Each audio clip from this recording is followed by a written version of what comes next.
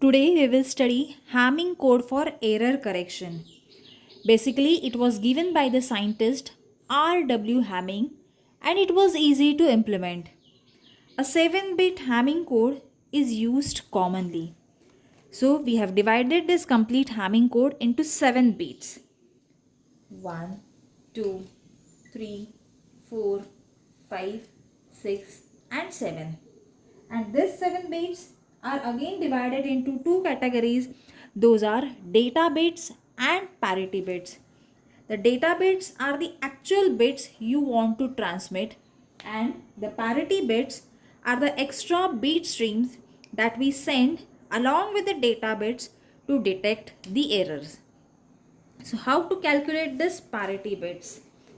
Those are given by the formula 2 raised to n, where n ranges from 0, 1, 2 and so on up to n. So in this given code, firstly we will find out which are the parity bits and which are the data bits. So starting from n is equal to 0, 2 raised to 0, which comes out to be 1. That means our first bit will be our parity bit. This is P1.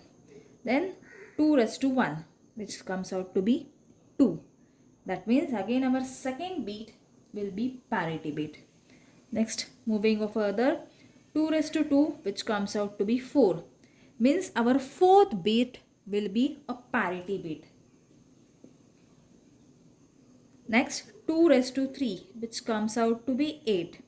But this 8th bit is not present over here since this is a 7-bit Hamming code.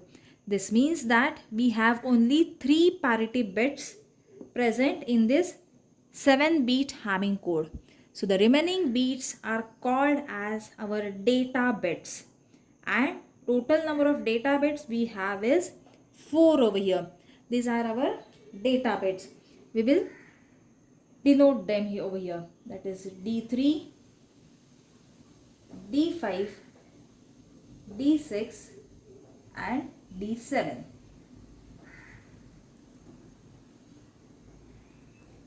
So total we have 3 parity bits and 4 data bits. Now how this operates in Hamming code? For Hamming code, we have been given P1 is associated with data bits D3, D5 and D7, whereas parity bit P2 is associated with D3, D6 and D7, and parity bit P4 is associated with D5, D6 and D7. So these are the 3 parity bits associated with 3 data bits. Now, if I wish to transmit a data, suppose 1011, then these will be my data bits and I need to find out the parity bits associated with it. For that, firstly we will be calculating the first parity bit. This is my data. Value of D7 is 1, D6 is 0, D5 is 1 and D3 is 1. I need to find out the value of P4, P2 and P1 according to this formula. So P1 is associated with D3, D5 and D7. D3 is 1, D5 is 1 and D7 is 1. That means I have 3 number of 1s. In order to make it an even parity bit, I need to make the value of P1 as 1. Similarly, for P2, P2 is associated with D3, D6 and D7. So total number of 1s present over here are 2. So it's an already even parity bit. So make the value of P2 as 0.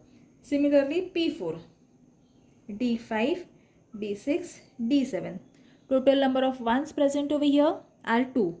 That is, it is an even parity bit. So make the value of P4 as again 0 over here. So this is how I'll be getting this 3 parity bits. 1, 0, 0.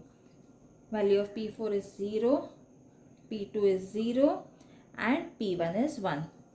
So this is how I'll be transmitting the code 1010 101 to the receiver. But receiver, while receiving the code, some kind of noise gets added into it, and instead of transmitting the code as 1010101, receiver receives the codes as 1110101. Receiver receives this bit. So firstly, receiver will check whether this code received is correct or not. And how he is going to check? Again, he is going to check based on the parity bits itself.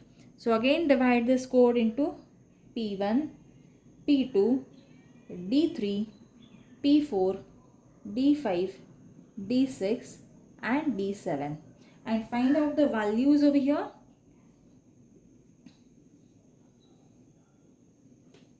P1 is 1, sorry, D3 is 1, D5 is again 1 and D7 is 1. So in order to make it even parity, value of P1 should be 1.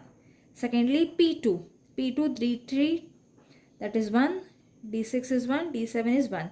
So value of P2 should also made be 1, since it should be even parity and we have 3 number of 1s present over here. P4 is D5, D6, D7, 1, 1, 1. P4, again it comes out to be 1.